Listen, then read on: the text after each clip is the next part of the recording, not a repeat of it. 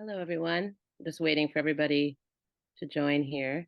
Can everybody hear me okay? Yes, we can hear you. And we've Yep. unfortunately one panelist in this session, Nikki, had a conflict and let me know that they would be unavailable. So everyone is present for you to begin. Okay, excellent. Is the light behind me bothering anyone? Is it perfect for science fiction? Okay, great. Well, welcome everyone to paper session 4. I'm Leigh Gold. It's actually bothering me a little bit, sorry. I'm a doctoral advisor, a doctoral lecturer. I'm doing advising at the moment, so it was on my mind. I'm a doctoral lecturer in the English department at City Tech. I'm so excited to be a part of this wonderful symposium and really thrilled to be moderating this really wonderful panel. We're going from 2:15 to 3:05. I guess we can run maybe 3 minutes over because we started a little bit late. Okay, excellent. Also, we're missing one person, so we'll also have ample time. Just to remind everyone, I know we've gone through this throughout the day, but just to remind everyone, we will each have 10 minutes to present, and then our question and answer period, discussion period, will be 10 minutes. But now I guess it will. I don't know, Nnedi, if we'll take a longer break after if we have more time, or maybe we'll just have a huge amount of questions and discussion at the end, and we can kind of play it by ear, see where we are at the end. I don't think anyone would mind a little extra longer. time. Yes, excellent. Yes. At home. Okay, sounds wonderful. Yes. So I will be presenting each one of you in turn. I also just want to mention, for more information on each speaker, please look at the program for their more detailed bios. Okay, and also to remind everyone, as we've been doing throughout the day, please post questions in the Q&A, which you can see at the bottom of the screen. Also, we've been using the chat to do that. You can also raise your hand to ask a question. We'll wait for the discussion until after everyone has presented. So our first presenter, and please correct me if I'm mispronouncing anyone's name, is Omotoyosi Odukomaiya, Assistant Professor of English at Hope College. She will be presenting Identity, Otherness, and Alterity in Nnedi Okorafor's Lagoon and Tade Thompson's Rosewater. We're really excited to hear your paper presentation. Thank you. Thank you. So I would want to share my screen. Give me a second.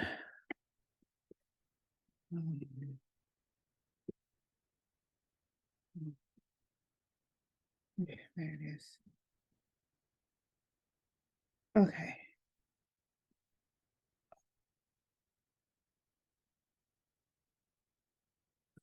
I'm sorry, I'm just trying to enlarge that. Give me one quick second.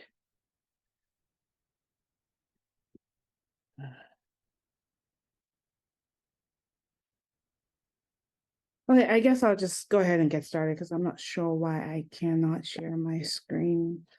Sorry to interrupt, but since we have a little bit more time, if you need to figure anything out, go for it. Whatever you feel better with doing. Okay.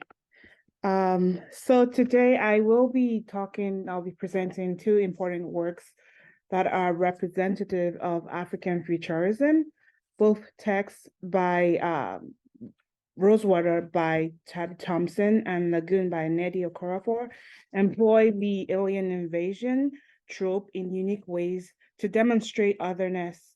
Both authors ingeniously leverage the traditional alien invasion trope as a thematic conduit, weaving intricate tales and that transcend the confines of conventional science fiction. So Tade Thompson's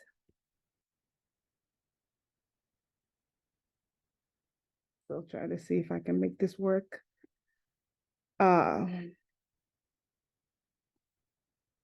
Click slideshow and see if that makes it play right to the left of where you're. Oh, okay, great. Thank you. So Tade Thompson, the author of Rosewater, employs what many critics will consider to be a cliched trope of mainstream science fiction in a refreshingly innovative way. The plot of Rosewater, centers around the invasion of an extraterrestrial microorganism inhabiting a biodome that's like a spaceship. What makes his narrative strangely new is the fact that he kind of puts his own spin on the alien invasion, which is consistent with Darko Sörvin's narrative novum, since the alien invasion is significantly different from what is the norm in mainstream science fiction. So unlike conventional alien invasions, what we see that we see in mainstream science fiction, Thompson's Rosewater has no animate invasion per se. Rather, what we have is like a microorganism that invades the space of Nigeria, where the novel is set. So it diffuses microorganisms into the air, and these microorganisms are capable of curing all physical ailments. And this is also, as is the case with Okorafor's Lagoon, Thompson's unseen aliens draw the attention of different Nigerians, including scientists who speculate about, what this alien creature is. So like I said, Thompson's work is unique in that he applies the narrative novum in a unique way. He effectively employs the alien trope to illustrate the notions of otherness in a way that will be considered unique. His Nigeria is crowded with numerous others in a way that challenges understandings of what it means to be human. Even inanimate objects become sentient in Thompson's world. For instance, we are not specifically told that an alien creature exists. We're only aware of its essence, its sentience, and this is only made possible through Thompson's characterizations of the mycorrhizal networks as signified by the xenosphere. So the alien characterized in Rosewater is conceivably different from those in Afrofuturist narratives, since African Americans are typically portrayed as aliens because they are stolen and taken to foreign lands miles away from their ancestral land. However, in Rosewater, as in Okorafor's Lagoon, the reverse holds true, as we see that the alien, as exemplified by the alien sentience and the biodome, which is the spaceship, and all the other white characters in the novel represent vestiges of colonialism. So the premise of Thompson's alien invasion story is that the aliens have sent their spaceship along with its microbes or microorganisms to take over the minds of Nigerians before a total occupation of Nigeria. The alien life forms begin by luring the Nigerian people with superficial healing that only reconstructs, eventually deforming them physically. Other Nigerians who do not receive the healing become supernaturally empowered. They have psychic abilities. So clearly the alien life forms infect Nigerians by taking over their minds and then begin to kill them one after the other. So this clearly evokes the tropes of the colonialist trope of exploration. In imperialist fashion, Thompson's aliens first find the appropriate site for colonization and then proceed to gather information about the location of its people, luring these people with superficial gifts of healing and supernatural powers only to take over and occupy their homelands. In Lagoon, we see something a little bit similar, as Okorafor appropriates the mainstream tropes of the alien other in a strange land. Although Lagoon reproduces alien invasion narratives employed by earlier science fiction writers, what appears to be distinctive is the setting of the innovation. Lagoon is set in Lagos, Nigeria. It's important to emphasize that Okorafor is the first Black African to utilize this science fictional trope of alien invasion in a literary text. Before then, there was a movie titled District 9, and this movie kind of cast, it had a racist and sexist casting of Nigerians. So this book by Lagoon is a direct response to that depiction of Nigeria, of Nigerians. So the specific setting for the alien invasion is the Lagos bar beach. And this is telling because that's the same avenue that European colonizers also made their way into what we now know as Nigeria. So as far as the narrative novel in Lagoon, like I said, she was the first Black African to write an alien invasion story. So Ayodele, who is the alien in the novel, the creature, the presence of the creature, it can be understood as both an alien invasion and a first contact interaction. As a first contact interaction, Ayodele attempts to gain the trust of Nigerians. This alien is a shape-shifting alien and manifests as a quote, dark-skinned African woman with long braids, end of quote. Changing form enables the creature to blend into a society that fears and challenges difference.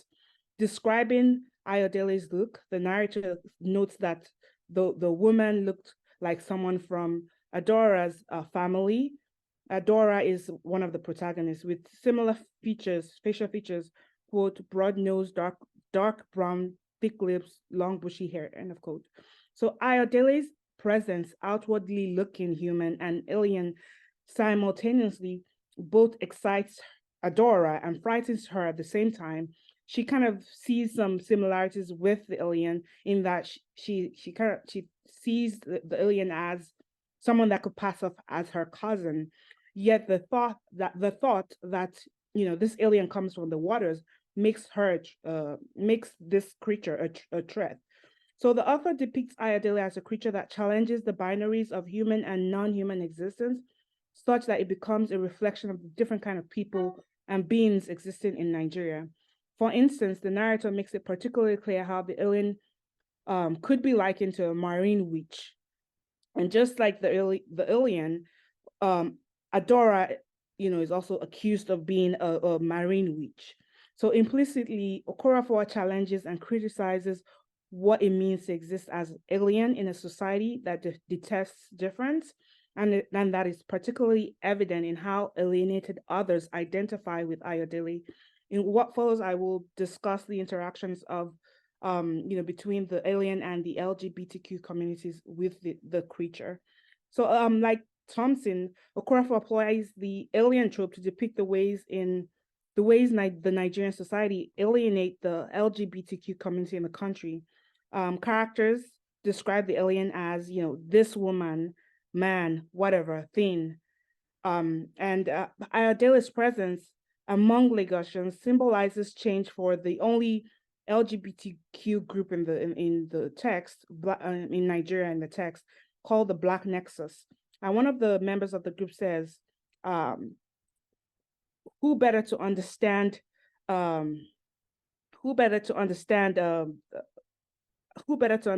us better than a shapeshifter? And 7 responds with this is what we've been waiting for, consequently implying that change has come. So in other words, it's not just the fact that Ayodele is alien, but the fact that it can also shapeshift into anyone. So this alien exists on the fringes of the binary of gender. It is never a he nor a she, and as a result, no gender identity can be ascribed to it. So Adora, who shares affinity with this creature, is a strong female protagonist. She challenges the normative societal standards placed on women. She embodies the title marine witch that her husband accuses her to be. She has supernatural powers, which she uses to defend herself whenever her husband abuses her. And she has supernatural powers that only manifest whenever he attempts to abuse her.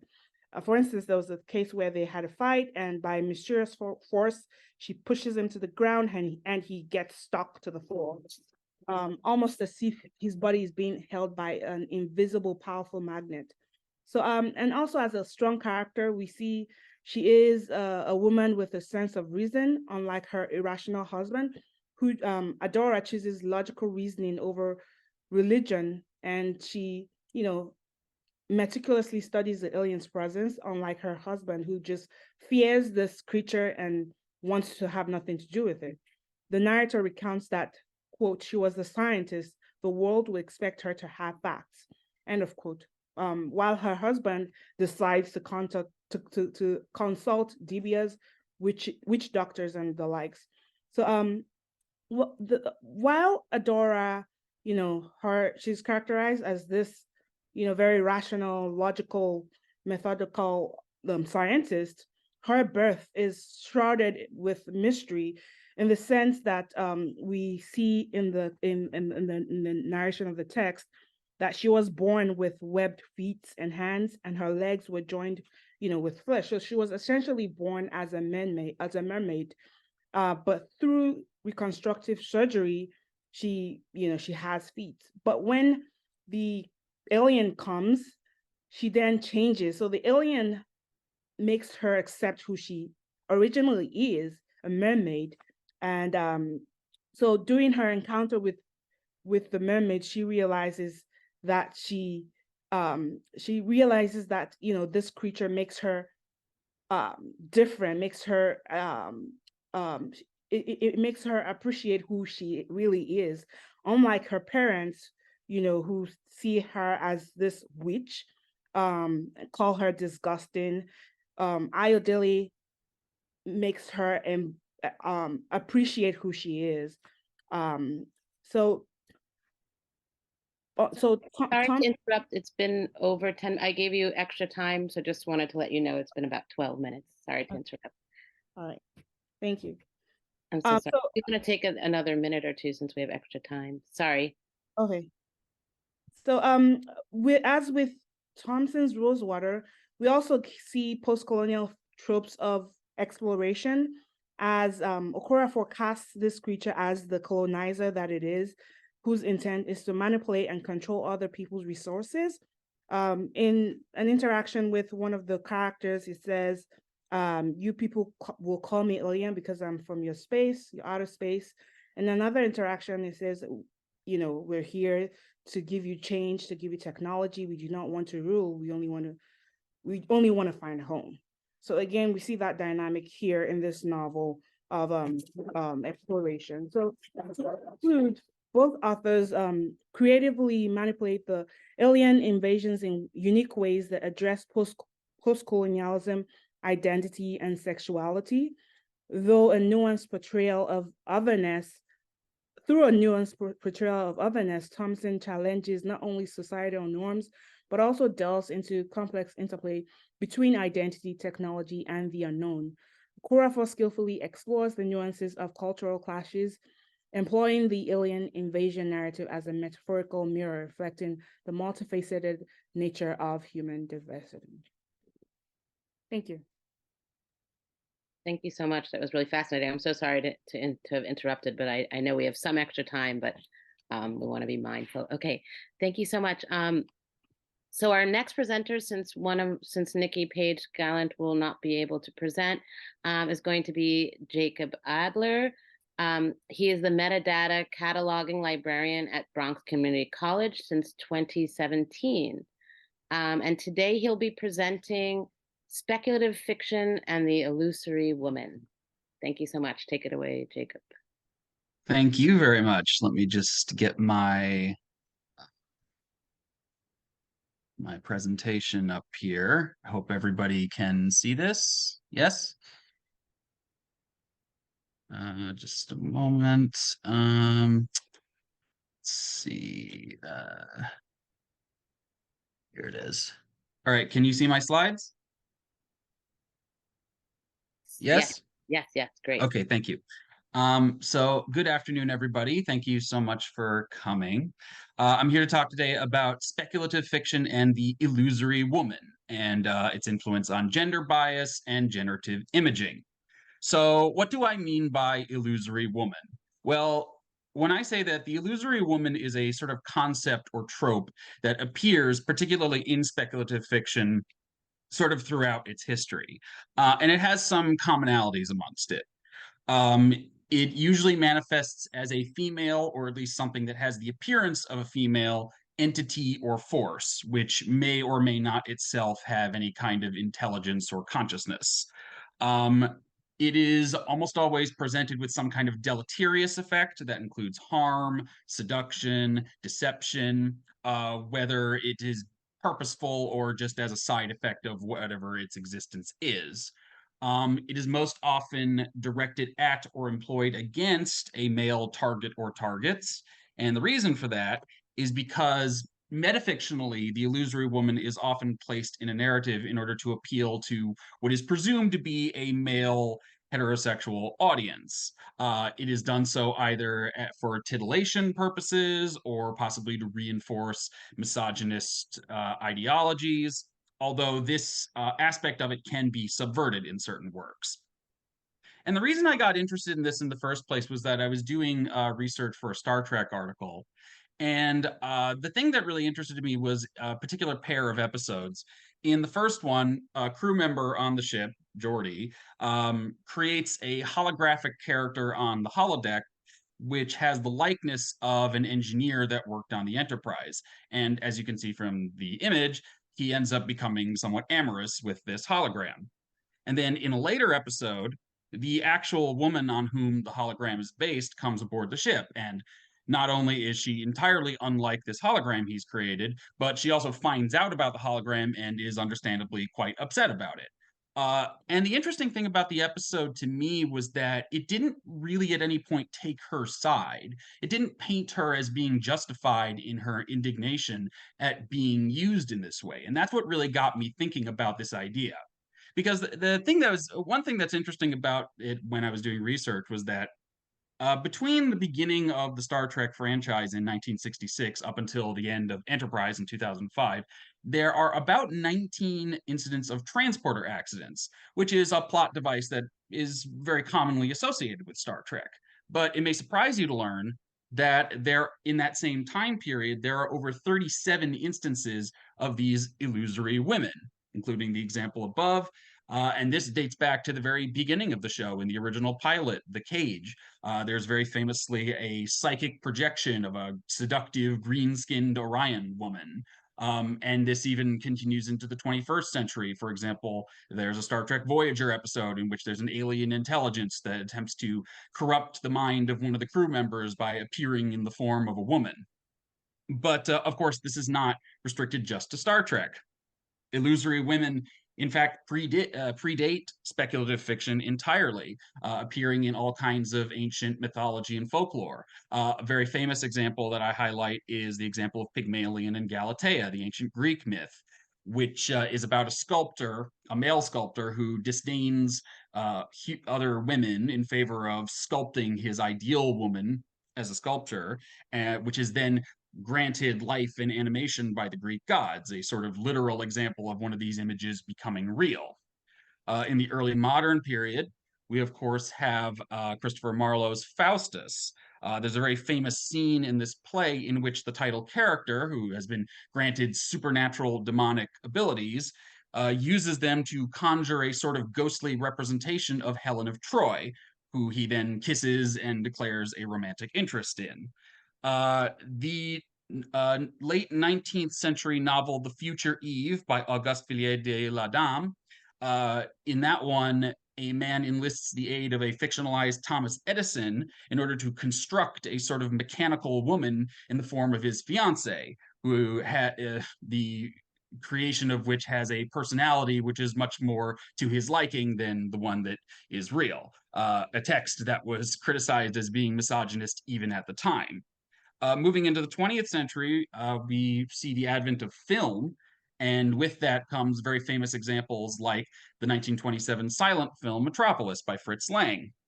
In that movie, a mad scientist creates a mechanical humanoid who takes on the form of the kindly social worker Maria, who then functions as a sort of temptress character to incite the lower classes of the city into a violent unrest. We start to see some more satirical approaches to the concept with works like Ira Levin's 1972 novel, The Stepford Wives, in which a society of men replace their free-thinking, independent wives with obedient robotic doppelgangers. Here, the illusory woman idea is used to discuss male insecurity about feminism and female empowerment. And then we see some interesting subversions of the concept in the 21st century. One that was very interesting to me was the film The Congress from 2013. It is not only an adaptation of a Stanislaw Lem novel, but it invents a very extensive first act in which the actress Robin Wright, playing herself, is subjected to a highly extensive digitizing scan of her likeness. And then that likeness goes on to be used in all manner of media projects outside of her control.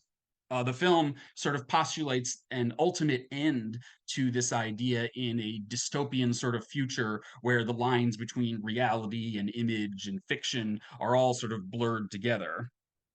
So, why is this idea of the illusory woman so persistent?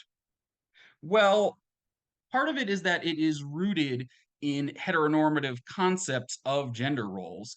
Um, Yvonne Tasker, in her work on sexuality and sexual imagery in film, writes, and I quote, if images of men have often needed to compensate for the sexual presentation of the hero's body through emphasizing his activity, then images of women seem to need to compensate for the figure of the active heroine by emphasizing her sexuality, her availability within traditional feminine terms.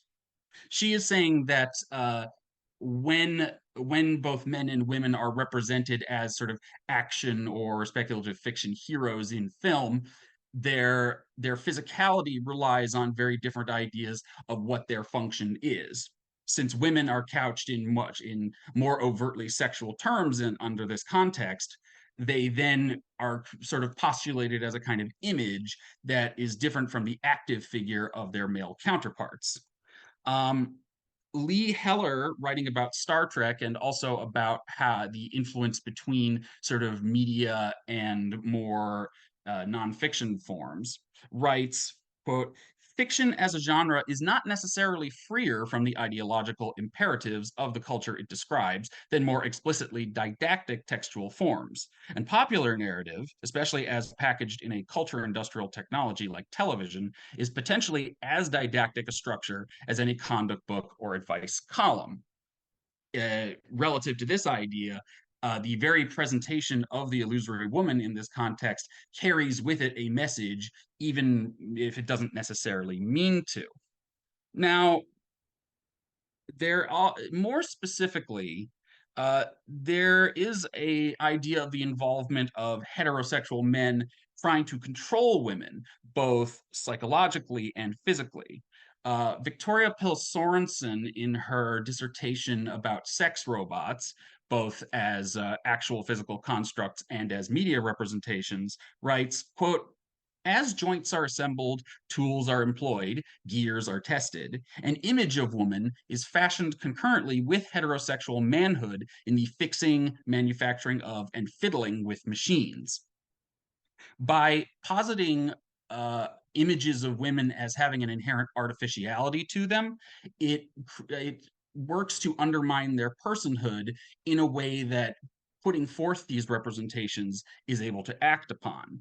And this is not just part of the realm of the physical, it extends increasingly into the digital realm as well.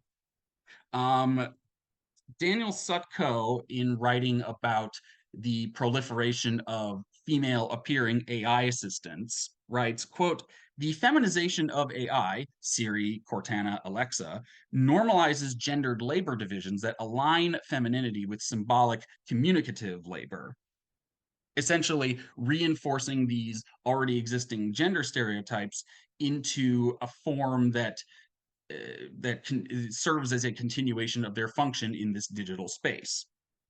And increasingly, at least I have found, the idea of the illusory woman has really transcended fiction, particularly when it comes to the rise of generative imaging systems.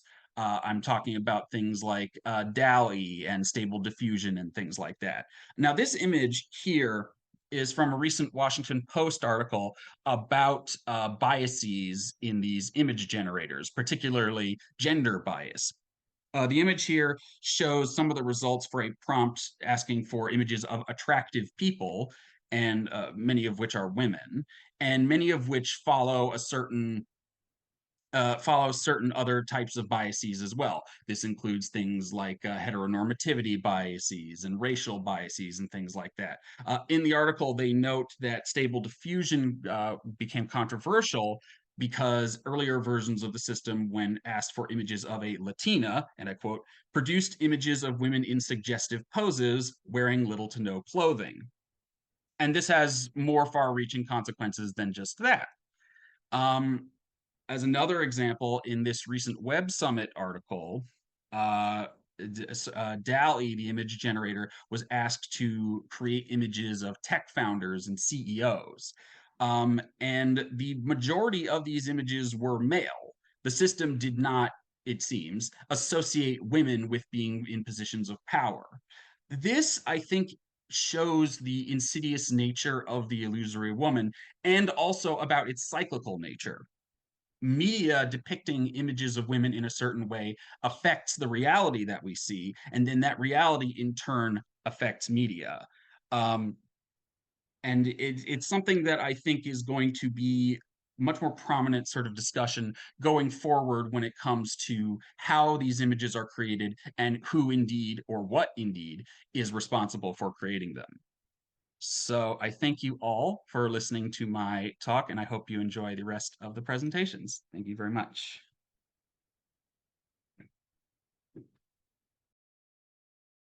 We can't hear you, Leigh. Oh, sorry. Yeah, I'm here. I'm sorry. I was on it. Thank you so much, Jacob. That was really, really fascinating. Much to think about and be upset about as well, and we can talk more about that later. So next we have Joanne Oravec. She is a full professor at the University of Wisconsin-Whitewater in the Department of Information Technology and Supply Chain Management, as well as a professor in the Holt Center at the Holt Center for Science and Technology Studies at University of Wisconsin-Madison. Oh, I'm so sorry. Okay. So take Excellent. it. Thank you. Sorry about that sound. That was the alarm from before. I'm so sorry. We look forward to hearing your talk. Thank you. Thank you so much. Amazing conference, and there's a lot of synergies among these presentations that I hope to have exposed in the Q&A. We've got something positive about marriage. Now, I've attended the conferences so far, and there's been a lot of negative things about marriage. And I'm going to be talking about some of the ways in which marriage has been reinforced as a staple of society in these various films, movies, and all of that.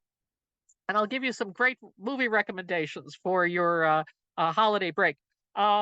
I usually write negative things about robots. This book came out at about social issues in general. And so please forgive me for having this one brief voyage into the positive. And of course, robots have been a part of very negative outrage and concerns about job loss and all of that. Whatever. Let's look away from that and look at their positive roles, and also marriage. We've got some bad things about marriage. If you haven't heard enough today, women were once considered property of their husbands. Marriages were once considered largely as economic transactions, and we've gone a long way, of course, to make marriage a more just a palatable institution. I'm going to go through a lot of material really, really quickly just to prove, before I get into the analysis of the movies and novels that I'll be talking about, just to prove that we're in some interesting terrain when it comes to marriage. Okay, we have a record high number of 40-year-olds in the United States who have never been married, and a lot of people taking another perspective toward marriage, marrying themselves, sologamy or autogamy, with men as well as women involved in this. Sometimes these might be jokes, but a lot of the sologamy initiatives are quite serious. And what would marriage to a robot, rather than just one to oneself, represent in a positive, non-cynical way?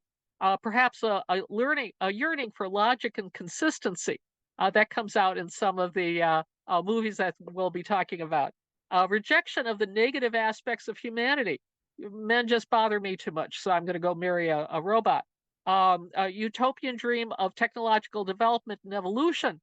Yeah, this it unites us with these larger concepts that may at some point save humanity if all the technological determinism that we sometimes ascribe to comes true. And then the need to make a societal statement of one's own direction and philosophy. Divorce would be a little bit strange, but we've gone through this notion of making divorce more palatable with conscious uncoupling and all of that, Gwyneth Paltrow. And so, are people marrying robots? Well, they're talking about interactions with ChatGPT that deal with the various aspects of courtship and marriage. Supposedly, ChatGPT saying some things that are meant to bring the reader into a sort of romantic relationship. Dating apps that match people with AI bots. And why am I emphasizing this as important? Well, discourse about human-robot marriage widens this Overton window concerning robots and sexuality in general, and offsets some of this robot apocalypse stuff that I peddled in. Okay, I wrote a whole book about it. But again, we need to look at some of the positive ways in which robots can be a part of our lives. I spoke recently at a conference on sex and love and robotics and sex dolls and all of that. And some folks are amazingly enriched in their lives through this. I want to take this very, very seriously. Seeing what I saw at this conference and talking to the many people who are involved with sexual dolls and robots. Human-robot marriage can transform a machine into a potential marriage subject, okay? And it normalizes a lot of robotic behaviors.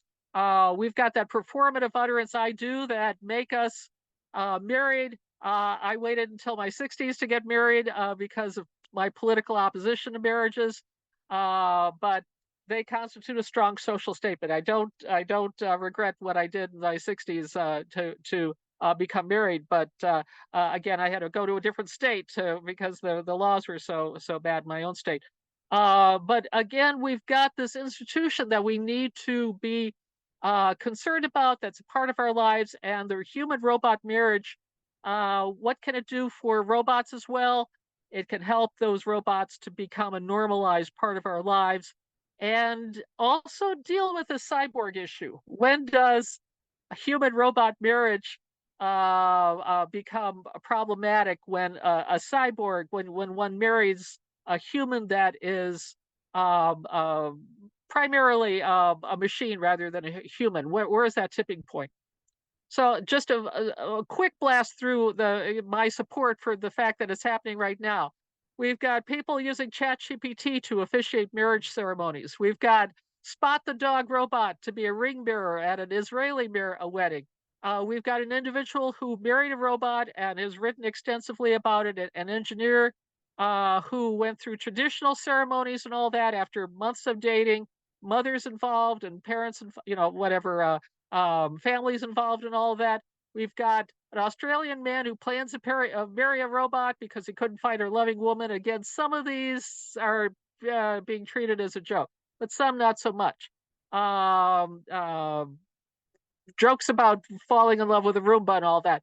And of course, all the Amazon Alexa and other virtual assistants, which have received numerous marriage proposals and all that. What are we doing there?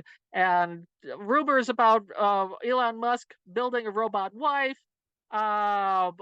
people who are involved with the church trying to fit robot marriage into other kinds of marriage.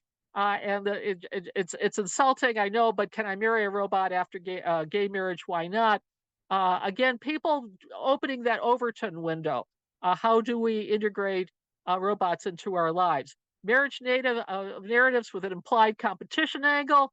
Yeah, I'm getting to married to a bot because the men I've been involved with come with too much baggage, et cetera. Publicity stuff. Now, I brought up Metropolis. I'll talk about my movies in a minute and novels in a minute. Just want to emphasize it was written by a woman. The book was written by a woman. The screenplay was written by a woman, even though Fritz Lang is given the credit for it. So just to note, and of course, a very old and quite frightening notion of how women will be entangled with technology and perhaps even brought down by technology in various ways. We heard the synopsis in the previous session presentation, and what I hope to discuss in the Q&A. But okay, take a deep breath now. Movies on the human robot marriage theme. Yeah, I'm your man. You've got to see this. It's easily rentable. You've got an individual who falls in love with a robot in the course of testing that robot out for potential use as a commercial item. And the woman, of course, has tremendous baggage. The robot has no baggage, lives to do, and was created to do nothing but serve this individual's needs. And the interesting concept that comes out of this, whether it's healthy to have one's wishes consistently fulfilled by a robot. And it was interesting to have this posed by a woman. The woman, it's woman directed, written, and all produced, and all that. It's a question that I don't know if we would turn the genders around, if this question could be asked as convincingly, and leave one with a strong a sense of longing and consideration, if again the genders would be switched around. Another film that has just come out. These have just come out. These are the last few years. This one is The Foe or Foe. This movie talks about okay, it's a robotic substitute for a human husband, or is their husband really a robot to begin with? It's filled with a lot of male female issues and bedroom scenes and dinner table scenes and all that. Try to do something else while you're doing it, if you knit or if you whatever, if you got something else going on. That's or eat dinner or whatever while you're watching it, because it's really drowns you in a lot of angst, married couple angst. Their lives of a married couple are turned upside down when a stranger arrives at their farm and informs the husband that he'll be sent to a large space station, and the wife will be left in the company of the robot. Yeah, we can guess what's going to happen. There's going to be all sorts of issues about whether or not that robot is capable and all of that of substituting for the husband and the place of the woman in the world and all of that. Sorry to interrupt, but we only have 5 more minutes for. Right, this is perfect for ending. Yeah, this will be perfect. Okay, we're dealing with Wifelike, an amazing set of issues as well, but from another aspect. As you can tell from the U.S. film, it has to have a gun when you take the image of the film. Yeah, there are a few guns, but it's mostly about the interactions between the husband and wife. When artificial human Meredith is assigned as a companion to grieving widower William, she's designed to behave like his late wife. But in the fight to end AI exploitation, an underground organization, which is a really cool organization, but they go off the deep end on this one, attempts to sabotage her programming. So again, you have a lot from another of the covers or the posters from Wifelike. You've got all the typical domestic scenes and domestic interactions that can be boring and all of that, but do bring across that point that human robot marriage opens the door to a vast array of different kinds of human robot interactions and all of that. and also maybe will solidify marriage in the long run. We're talking about societies in which there are many people who don't want to get married. Will human robot marriages, or in this case, human hologram marriages, suit the bill. This is a real life human, a robot human marriage of a hologram, and there are certificates that you can get along those lines. 3,700 certificates have been given to people so that they can marry their robots officially and all that. And just to, if I don't mention the movie Her, I will be taken aback again. 10 years ago, so quite a difference there. But leaving with the Pygmalion story. Zhang, who's the individual, the engineer who was developing his own robotic marriage partner and got married in a formal ceremony, definitely reflects the Pygmalion notions that we also had discussed in the last segment, the last very good presentation. The story of a revival of a lifeless sculpture by the male creator Pygmalion who falls in love with her. It's a centerpiece of many, many, many dramatic productions, various sorts by Fair Lady. It's on up or down, however you feel about Broadway musicals and all that. We've got something that will be reflected as a theme in many of the marriages that we're dealing with, but I'm hoping that we'll see more of this notion of animism reflected as well. And again, the movies that are coming out are just recent, reflecting these domestic issues. I've got a book coming out for, next year on the smart home of the future and how robotics will play a role. Okay, and Maybe so you can share that with us in the that's it. chat, since we And only that's a have lovely that's a two lovely way to end. Thank you so Yeah. much. That was amazing. Thank you. I did not see, let me see if there are any questions in the chat. Oh, yes. Lavelle, did you want to answer this, to ask this live, or should I just read this? I guess, unless okay. So Lavelle is asking for Joanne. Have you seen the Black Mirror episode Beyond the Sea? If so, what did you think about it, and how does it fit into this human-robot marriage paradigm? Yeah, the Black Mirror has had a number of domestic AI and domestic robotic programs, and they've usually been very good. There's a whole genre of horror related of movies and programs as well that emphasize how things can go wrong and people can get beaten up and all that. I try to emphasize in this presentation the positive ones.